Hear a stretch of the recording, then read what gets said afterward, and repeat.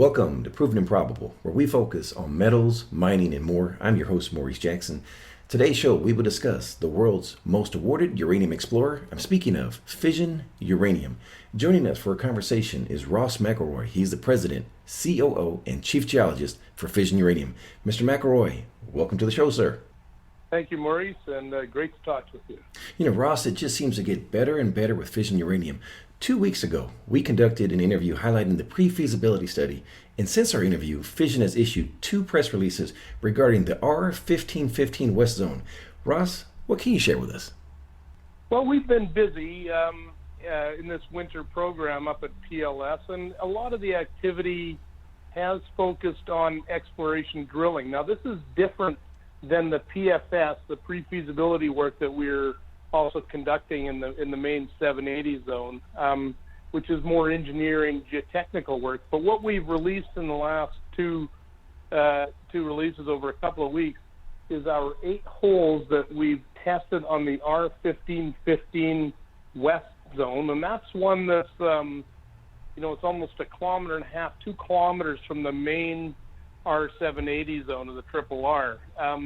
If you recall, earlier this just in last February, we announced a resource update, and that resource update included what we had on this R1515 West zone. So we've now added 8 additional holes to that, and we've been happy, I think, because all 8 holes have hit mineralization on the 1515.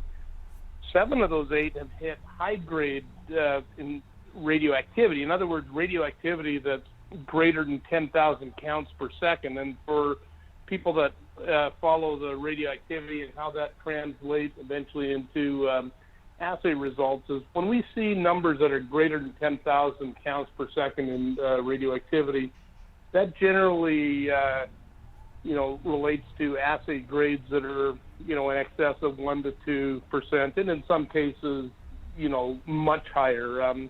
We'll see it in cases where we get 65,000 counts, which is as high as the instrument can detect.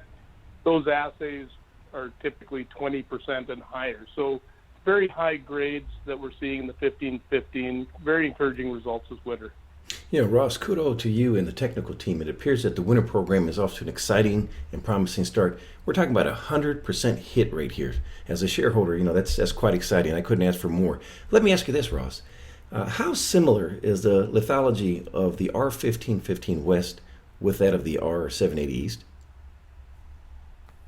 Well, I think that's something that we're happy with, because when I see the mineralization, the style of mineralization, the width, the continuity of multiple intersections, that's something that we also see in common with the R780 zone. And the reason why that's important is that the R780 zone on its own makes up about 70% of the overall resource estimate. So there's around 100 million pounds almost in the 780 zone itself. So when we start seeing other zones that look attractive, they look similar in a number of ways to what we're seeing in the 780, that's pretty encouraging. So as I mentioned earlier, with our new resource update, we've been able to add in these additional zones that are outside of the main 780 zone, and the 1515 is the westernmost on-land zone, and that's now part of the resource update. So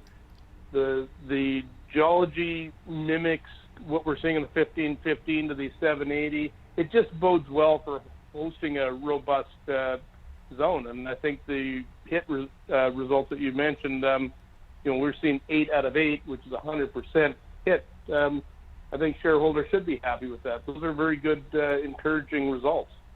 Quite exciting times for fission uranium. Ross, let me ask you a multi-layered question here. What is the next unanswered question for fission uranium? When should we expect results? And what determines success? Well, one of the biggest undertakings that we're doing at PLS this year, of course, is to move the project towards pre-feasibility study. That is a very important economic milestone. We plan to have the PFS completed by the end of this calendar year, 2018. That'll be a huge milestone for the project. So to take it from, discovery back in late 2012 over an exciting, number of drill seasons in subsequent years, take it to the extent that we've completed, a couple of resource estimates. We completed the preliminary economic assessment, which is the first level economic study. All of these things have been extremely positive and has really showcased the Triple R deposit to be something very special in the Athabasca Basin. And we know that we're going to have a pre-feasibility study done by the end of this calendar year, and in that fairly short time span, that's truly encouraging and a real testament to the nature of this deposit. It truly is. Switching gears, Ross, allow me to congratulate Fission Uranium for being hand-selected by legendary investor Rick Rule to be one of the featured issuers at the Sprott Natural Resource Symposium, which will be conducted in Vancouver, British Columbia, the 17th through the 20th of July. Ross, what does that say to the market when Rick Rule and Sprott Global, who are the preeminent names in the natural resource space, they consistently invite Fission Uranium to be a regular attendee at the symposium?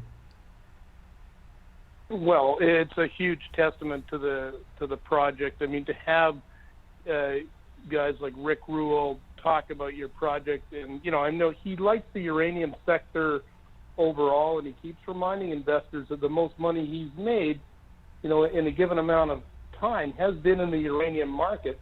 And when he selects our company and our project as one of the top projects worldwide compared against every other one out there, it's a great stamp of validation for us, for the team, for the project. I think it really speaks volumes, and we're very happy, very proud to be in his view of good uranium projects. Ross, for someone listening that wants to get more information regarding Fission Uranium, please share the ticker symbols on the TSX and on the OTC, along with the contact details. You bet. On the TSX, we're FCU, and we trade on the senior board. In the U.S., we're on the OTCQX, and we're under the symbol FCUUF. And I encourage everybody to visit us at our website, which is www.fissionuranium.com. And last but not least, please visit our website, www.provenandprobable.com, where we interview the most respected names in the natural resource space. You may reach us at contact@provenandprobable.com. Ross McElroy of Fission Uranium, thank you for joining us today on Proven and Probable. And for our listeners, as a reminder, we want to share with you that Fission Uranium is a sponsor of Proven and Probable. Thank you for joining us today on Proven and Probable. Remember to like and subscribe for more conversations with the most respected names in the natural resource space. Check out our website at www.provenandprobable.com. The information presented on Proven and Probable is provided for educational and informational purposes only, without any express or implied warranty of any kind, including warranties of accuracy, completeness, or fitness for any particular purpose. The information is not intended to be and does not constitute financial, investment, or trading advice, or any other advice. You should not make any financial, investment, or trading decision based on any of the information presented without first undertaking independent due diligence and consultation with a professional broker or competent financial advisor.